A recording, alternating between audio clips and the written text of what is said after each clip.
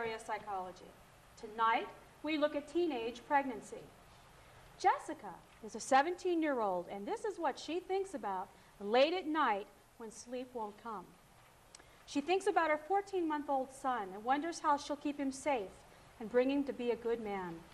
She tries to figure out how she can move to a place where there won't be any gangs. She worries about money, and she worries about school. Sometimes her head begins to ache from all the thinking and worrying.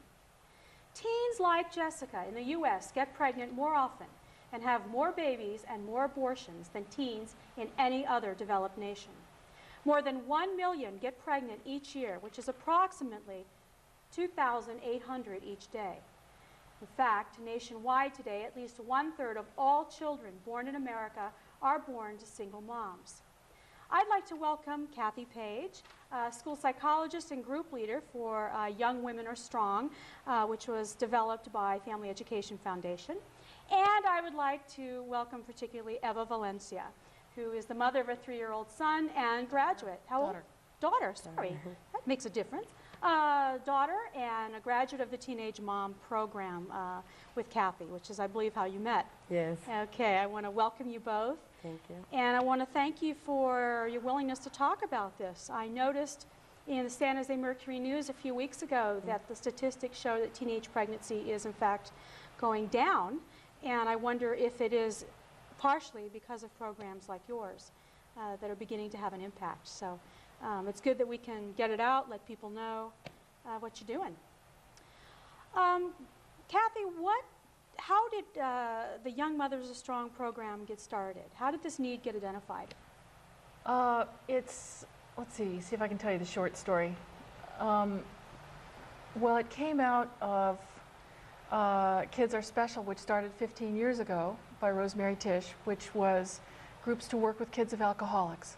And then someone in Planned Parenthood who took that training decided that it would be really useful to break the cycle not only with kids of alcoholics, but that there's a cycle going on with teen pregnancy, and that we could maybe use some of the same processes and ideas to help kind of break that cycle so that young women, you know, kind of let it be their own decision to have babies instead of just responding to the pressures of the moment, and that these groups really help people go inside and get to know what their own feelings are and their own thoughts and their own bodies, so that, you know, they're not so much just like, you know, at the mercy of everything that's happening around them. Okay. And actually that sounds like a very respectful position to be coming from. I know there's a lot of stereotypes about teenage moms, which is, as we've talked, I've discovered are definitely not true.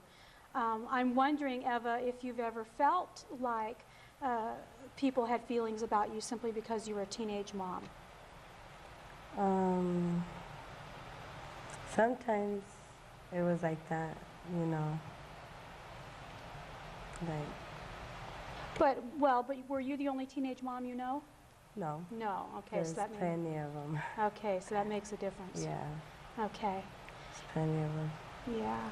And when you found out you were pregnant, did that surprise you?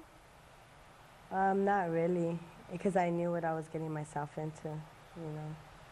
So it didn't really surprise me that I was pregnant. Okay. So you knew that the chance was there? Yeah, yes, because I wasn't using protection or nothing at the time, so okay. I knew it was going to come sooner or later. Okay. Do you think there's a part of you that wanted to be pregnant? Sometimes, well, yeah, yes, because like I wanted something to love, you know. I wanted to have something of my own, I guess, and yeah. that's why. Yeah, it's one of those relationships that doesn't go anywhere, huh? Yes. It gets to be constant and stable for you. One of the things I did when I was getting ready to meet with you is I got on the internet, the faithful tool, and put together a list of questions. It was on one of the internet sites, and I thought we could use those as kind of to guide our discussion. So why don't we take a look at our first graphic and see what it says. How does a teenage pregnancy meet the needs of a teenager? Provides a goal in life and hope for the future. Provides a reason to leave school. Provides a reason to leave home. a possibly abusive situation. Okay, those were the first 3 that were offered. And I don't know, did any of those fit for you, or as you sat in the group, did these things come out from maybe some of the other girls who participated? Yes, the one leaving school. That I left school for 2 years when I found out I was pregnant, and I regret it. So I see my daughter, and I wanted to go back to school. So I got myself back into school, and I'm a senior. I'll be graduating this semester. So, yeah, I Good thank for you. God I'm back in school. But yes, I did leave school. And For a couple of years. yes. How old are you now? I'm 20 right now. You're 20 right now. Okay, Yes. so you've sort of crossed that teenage divide. Yes. Okay, what about in the group, Catherine, as you talk to group members? Because you've facilitated now several of these groups. 16. 16. 16, Wow. and we're still going. Okay. We're still going, and in fact, we are looking to do 6 more out in the area. So if anybody watching this has schools or places that they think could use a group like this, they should call.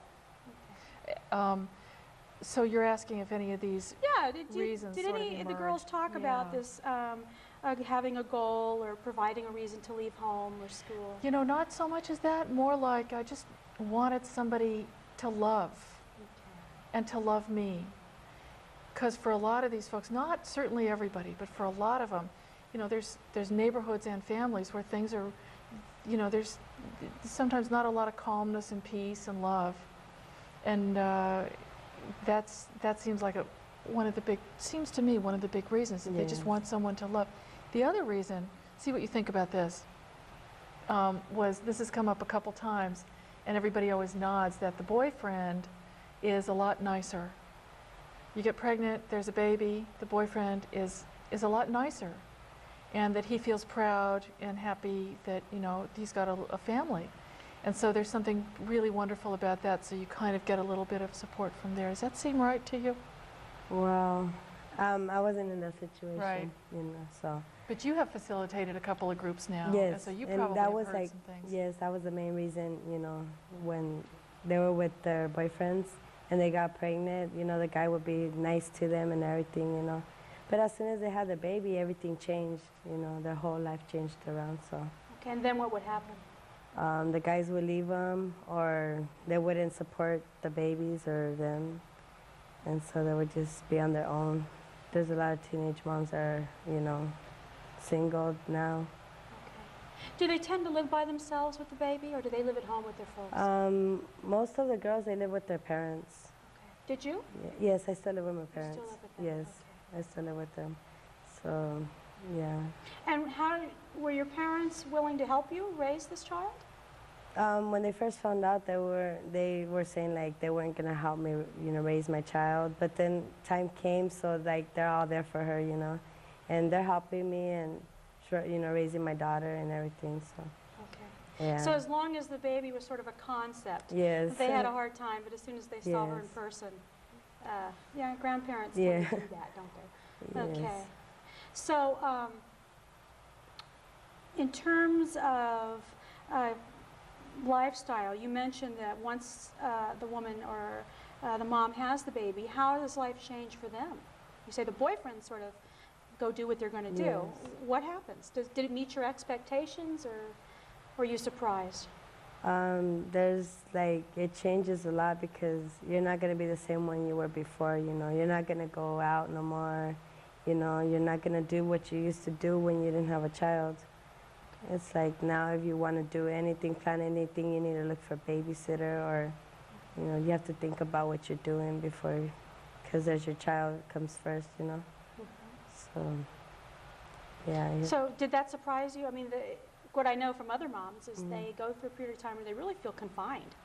Yeah. And I would imagine, particularly at your age, that would be even a stronger feeling Yeah. of, I have to get a babysitter and I can't just spontaneously go out dancing. I can't Yes. just, go down to the corner and hang out. What you used to do before is just hop in the car and let's go, Now it's like, wait a minute, I have to look for a babysitter. I have to come home early and, take care of her. And Uh-huh. it's like, you have to think about it. Yeah.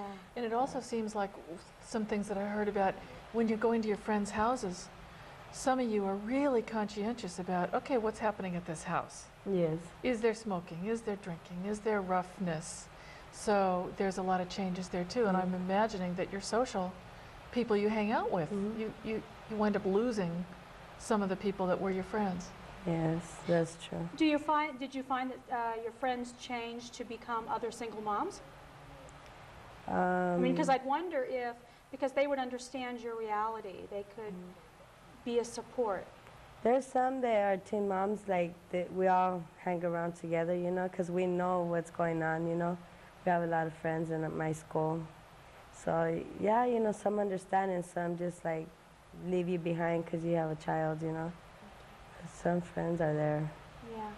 Well, you know, and that happens at all ages, I've noticed. Yes. I'm the only one of my best friends who doesn't have a child, and I've hung in there for all of them. But Yeah. I've seen their friends also because they don't have that in common. Yes. And having a child is a major thing in common to talk about. Okay, let's take a look at some more ideas, some things, other things that came up for teenagers. Let's see, providing an opportunity to feel connected, grounded, have some direction, provides an intimate relationship and hope of being loved unconditionally, circumvents the necessity of earning an income in a competitive market, and provides an easily accessible social role and identity for which many girls haven't socialized. So let's break those down. We probably won't get them all for sure before the break because we only have Yes. a minute. Okay. Okay. So let's just take one of them here. Yeah, you did mention the intimate relationship and the hope of being loved unconditionally, and that there's a lot of that involved. Did you take care of younger siblings or your sisters and brothers before you had a child? No. No. I never so, had the chance, yeah. so it was a brand new role for you Yes. to take care of a baby. Yes, it was all new for me because I didn't know how to take care of a baby, you know. Okay. Really knew how to take care of myself. I was a child myself, you know, I'm still a child. Yeah. I was a child myself, so. Yeah, when you look back on it, I bet that seems even more so for you, Yeah. doesn't it? As you get the wisdom of age. Yes. In terms of feeling connected and grounded and having a direction, it sounds like focus is your time. In terms of what you're going to do with your time, what you're going to do with your activities during the day. Yes. Yeah. What we're going to do is take a quick 30-second break. Stay with us. When we return, we'll learn more about the young women behind the statistics.